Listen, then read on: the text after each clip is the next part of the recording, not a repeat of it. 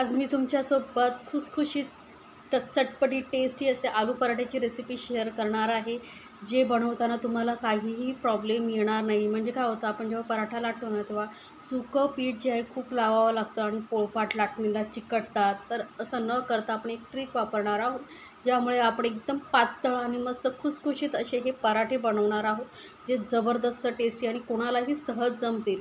तर त्यासाठी सर्वात पहिलं काय करायचं आहे, आपल्याला घ्यायचं आहे गव्हाचं पीठ. तर 2 मोठ्या वाट्या मी गव्हाचं पीठ घेतलेलं आहे आणि त्यामध्ये आपण पराठे जे आहेत खुसखुशीत होण्यासाठी घालणार आहोत 2 चमचे बेसन.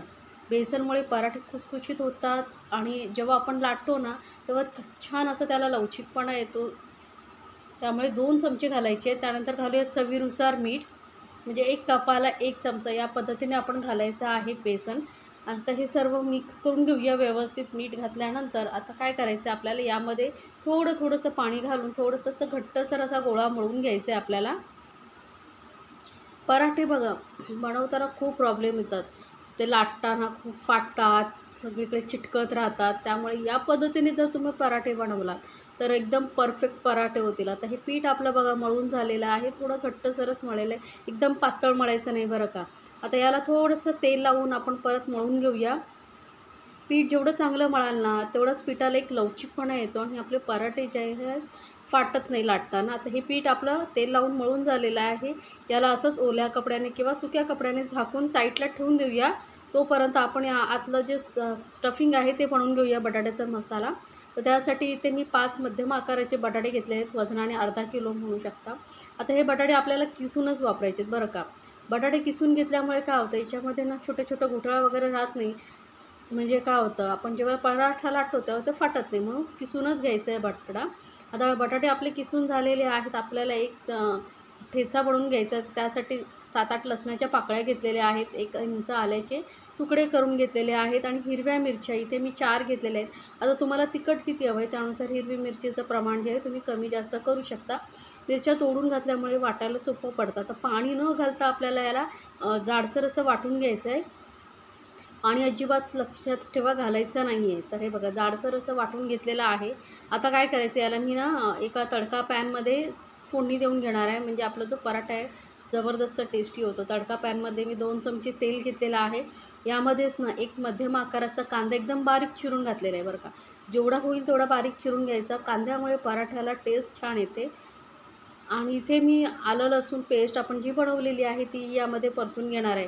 तुम्हाला जर कच्ची डायरेक्ट वापरायची असेल तर वापरू शकता. पण या पद्धतीने जेव्हा आपण तेलामध्ये थोडंसं परतून घालतो ना, तेव्हा त्याची टेस्ट खूप छान येते.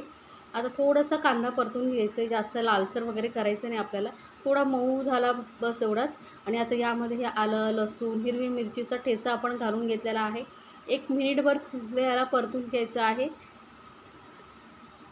म्हणजे काय होतं, आलं लसूणचा कच्चेपणा जाईपर्यंत आपण याला परतून घेतलेलं आहे. आता याला थोडं हलकं थंड करून घेऊया. तोपर्यंत आपल्याला काय करायचं आहे, जे बटाटे आहेत किसून घेतले होते त्यामध्ये आपण काही मसाले घालून घेऊया. तर हे मी फॅनखाली थंड करत ठेवले. तोपर्यंत बघा बटाट्यामध्ये थोडीशी घालते हळद, पाव चमचा एवढी. 1 चमचा छोटा लाल मिरची पावडर घालते. सोबतच 1 चमचा धने पावडर घालते. इथे तुम्हाला आवडत असेल तर जिरा पावडरही घालू शकता. अर्धा चमचा गरम मसाला पावडर घालते. सोबतच ना एक छोटा 1 चमचा एवढं आमचूर पावडर घालते किंवा चाट मसाला. जे आंबट असेल ते तुमच्याकडे तुम्ही घालू शकता. पण यामुळे काय होतं, पराठ्याला टेस्ट छान येते. थोडीशी 1 चमचाभर कसुरी मेथी हातावरती अशी चुरून घालायची. कसुरी मेथीमुळेही ना पराठे टेस्टी होतात. त्यामुळे कसुरी मेथी असेल तर नक्की घाला. आता घालूया चवीनुसार मीठ आणि घालायची आपल्याला खूप सारी कोथिंबीर. आता हे सर्व साहित्य आपण घातल्यानंतर हे जे आपण आलं लसूण आणि कांदा याचं मिश्रण बनवून ठेवलं होतं परतून तेलामध्ये, ते घालून घ्यायचे. थोडं हलकं थंड नक्की करून घ्या.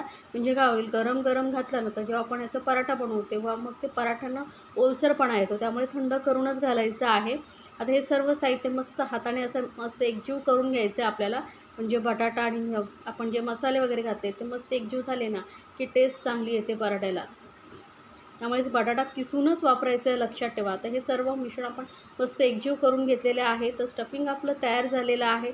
आता काय करायचं आपल्याला, आपण जे पीठ मळून ठेवलं होतं ह्याला हलकंसं मळून घेतल्यानंतर यामधलं एक आपण जे रोजच्या पोळीसाठी पीठ घेतो त्याच्यापेक्षा थोडंसं मोठं घ्यायचं, जास्त मोठं नाही, हलका पोळी एवढं घेतला तरी चालेल. जास्त पीठ ना पराठ्यामध्ये मग खाताना ते पीठच लागतं, त्यामुळे कमी चा गोळा वापरून आपण हे पराठे बनवणार आहोत. आता इथे मी काय केलं आहे, आपल्याकडे जे प्लास्टिकचे पॅकेट्स असतात तेलाचे किंवा दुधाचे वगैरे ते घ्यायचे, त्याला हलकंसं तेल लावून घ्यायचं आहे.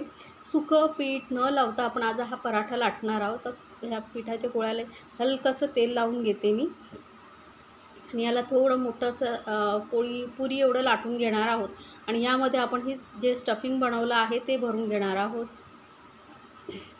आता स्टफिंग तुम्हाला किती हवं आहे, जास्त कमी त्याप्रमाणे तुम्ही भरू शकता. तर थोडं जास्त भरलं ना की पराठे खाताना चांगले लागतात, नुसतं पीठ लागत नाही. आता यामध्ये मी ना घालते मध्यभागी चीज. तुम्हाला आवडत असेल तर घाला, नाही घातला तरी चालेल, पण मुलांना कसं चीज पराठा आवडतो त्यामुळे मी चीज पराठा बनवते, आलू चीज पराठा. तर भरपूर सारं घातलेलं आहे चीज आणि याला बंद करून घेऊन आता याला हलकंसं परत तेल लावून आपण लाटून घेणार आहोत. जास्त तेलही लागत नाही, कमी तेलामध्ये लाटले जातात. पण सुकं पीठ लावून जेव्हा आपण लाटतो ना तेव्हा खूप म्हणजे प्रॉब्लेम होतो, पोळपाटाला चिकटतं, लाटण्याला चिकटतं. त्यामुळे या पद्धतीने लावून बघा आणि एकदम पातळ तुम्हाला जेवढा पाहिजे तेवढा पराठा लाटू शकता. अजिबात फाटत नाही, लाटताना चिटकत नाही. बघू शकता इझिली लाटला जातो आहे. फक्त पेपर जो आहे आपल्याला गोल गोल फिरवायचा आहे. प्लास्टिक शीट तुम्ही जी घ्याल त्याने फक्त गोल गोल फिरवत जायचं नाही आणि इझिली पराठा निघून येतो. बघू शकता लाटताना साईडला कुठेही फाटत नाही, कुठेही चिरा जात नाही आहे. मस्त असा एकदम पातळ असा आपण पराठा लाटून घेतला आहे. बघू शकता किती पातळ आपण पराठा लाटलेला आहे. आता याला आपण शेकून घेऊया. आता गॅसवरती कढई तवा ठेवलेला आहे. तवा चांगला गरम झाला की थोडंसं तेल लावून घ्यायचं. तेल, तूप, बटर जे तुम्हाला लावायचं आहे ते लावून घ्या आणि यावरती आपण हा पराठा घालणार आहोत आणि एकदम मीडियम गॅसवरती आपल्याला हा पराठा जो आहे खरपूस असा भाजून घ्यायचा आहे. तुम्हाला जास्त तूप आवडत असेल तर तुम्ही साईडने कडेने वगैरे व्यवस्थित तूप सोडू शकता, पण आपण कमी तुपामध्येही पराठा खूप छान असा बनवू शकतो. त्यामुळे मी थोडा कमीच तूप वापरणार आहे, कारण यामध्ये चीजही आहे. तर बघा चीज मस्त असं मेल्ट होतं आहे. वरून मी तूप लावते, तूप बटर जे तुम्हाला आवडतं ते लावू शकता आणि खरपूस असा दोन्ही साईडने आपण हा पराठा भाजून घ्यायचा बरं का. मस्त टेस्टी एकदम गरमागरम पराठा आपला तयार झालेला आहे. कलर बघू शकता किती सुंदर आलेला आहे आणि या ट्रिकने जर तुम्ही पराठे बनवलात ना तर सहज कितीही पराठे बनवला तरी तुम्हाला कंटाळा येणार नाही, कारण ते चिटकत राहिले ना पराठे की बनवायला खूप कंटाळा येतो. तर या पद्धतीने एकदा नक्की बनवून पहा आणि मला सांगायला विसरू नका बरं का तुम्हाला ही रेसिपी कशी वाटली. अशा छान छान रेसिपीसाठी आपल्या चॅनललाही सबस्क्राईब करायला विसरू नका, सोबतच बेल आयकॉनवरती नक्की क्लिक करा. एक पराठा तयार झाला आहे, मी तुम्हाला दुसराही लाटून दाखवते. बघू शकता ना एकदम पटापट लाटले जातात, जास्त वेळही लागत नाही, झटपट तुम्ही बनवू शकता. तव्यावरचा एक पराठा शेकेपर्यंत तुमचा दुसरा पराठा इथे लाटून तयार होतो. त्यामुळे काय होतं, वेळही वाया जात नाही, गॅसही फुकट जात नाही, पटकन काम होतं. तर ही ट्रिक नक्की वापरा आणि मला नक्की सांगा तुम्हाला ही रेसिपी कशी वाटली. एकदम इझिली पटापट असे पातळ पराठे लाटले जात आहेत आणि कुठेही लाटण्याला वगैरे चिटकत नाही आणि तेलही आपण जास्त वापरलेलं नाही बरं का. तर बघा या पद्धतीने आपला हा पराठा झालेला आहे लाटून. तर बाकीचेही पराठे मी याच पद्धतीने बनवून घेते. तर बघू शकता आता आपले पराठे झालेले आहेत तयार. असं गरमागरम हे पराठे, वरून बटर, तूप किंवा बटर जे तुम्हाला आवडतं ते, सॉस, चटणी, दही तुम्हाला ज्याबरोबर खावंसं वाटतं आहे ना, लोणचं त्याबरोबर खाऊ शकता. एकदम अप्रतिम पराठे आपले तयार झालेले आहेत.